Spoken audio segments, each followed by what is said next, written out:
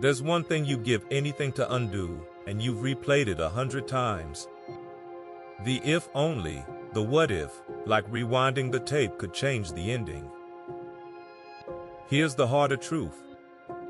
The replay is costing you more than the thing ever did. You know the one.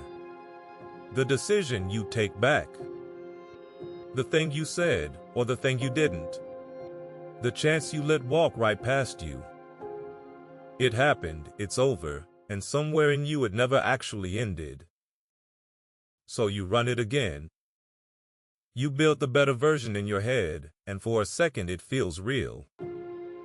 Then you land back here, in the one that actually happened, and it stings like it's brand new. That's the trap almost nobody notices they're in.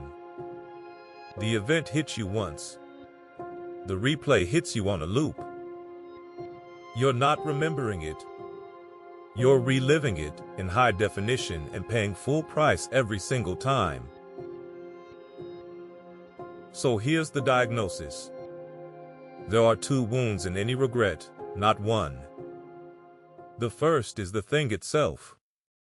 It happened. It's done, you can't touch it now. You don't get to skip it. The second wound you build yourself every time you rewind the tape and run the version where you chose differently. And here's the catch. That version doesn't exist. It never happened. You're not grieving something real. You're fighting something imaginary and losing every day. There's a name for meeting it instead of refighting it. Amor Fati. Love your fate. And before you flinch, this is not, be glad it happened. The phrase came later from Nietzsche, but the Stoics lived it first. And it isn't, everything happens for a reason either. The man who lived this best didn't write it from a quiet garden, but while running an empire through plague and war. He didn't reason his way to it. He earned it. So sit with the simplest version of it, because this is the part that changes everything. The event happened once. The wishing it hadn't happens every day. That's the part that's actually hurting you. The thing itself took an hour, or a minute, or one bad second. You've handed it years. Not because it earned years, but because somewhere along the way you started to believe that replaying it was the same as repairing it. It isn't. It never has been. The sharpest version came from Epictetus, born a slave who rose to teach the sons of Rome's elite. He handed his students one line to carry. Don't ask for things to happen the way you want them to. Wish for them to happen the way they actually do. And your life, he said, will go smoothly. That's the end of a war you've been quietly losing, against a fact that already won.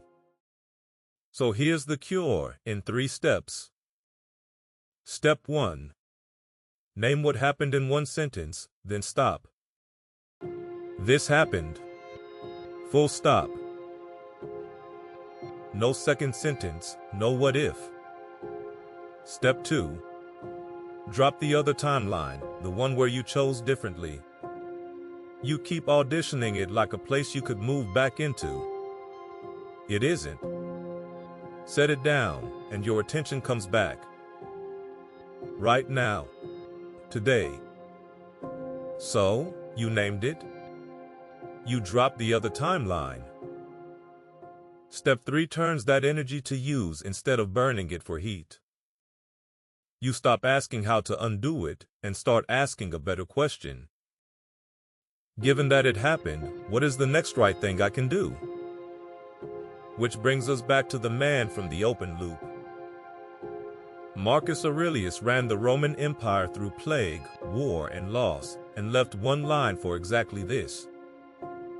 What stands in the way becomes the way. Not that the obstacle is good. It's the only material you've got. You can't act from the life you wish you'd lived, only from this one, the real one, with the mistake already baked in. Here's the part that still surprises me. Modern psychology took its time getting back to this. Replay a painful event on a loop, and researchers have a flat, unglamorous word for it: rumination. And the finding is blunt. The replay doesn't process the pain. It feeds it.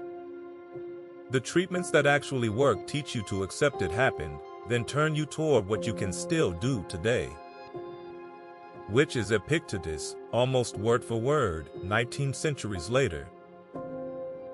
Let me be straight about what this is not. Some things just happen, and they're bad, and there was no cosmic lesson owed to you in exchange. That doesn't mean the world is random. It just means it wasn't aimed at you, and you're not owed a reason.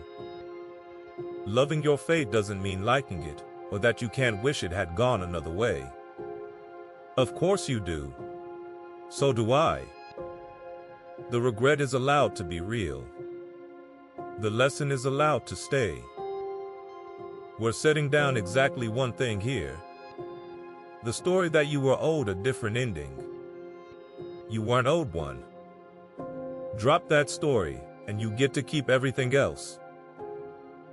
Marcus left one more line, the one I'd hand you to keep. Not as a verdict about destiny, but as a kind of permission. Whatever happened was part of the only life you were ever going to get.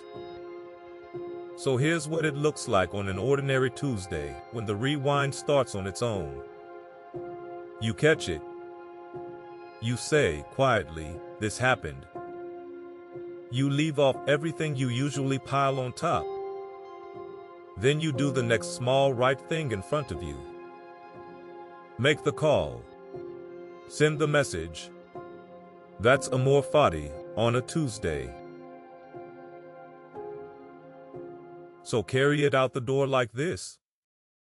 The next time you catch yourself rewinding, run the small version once, and notice how much lighter you walk after. If this loosened the grip even a little, subscribe and keep one of these close. The replay is the one part that was never yours to carry. Daily Stoic mentality. Ancient wisdom for the modern mind.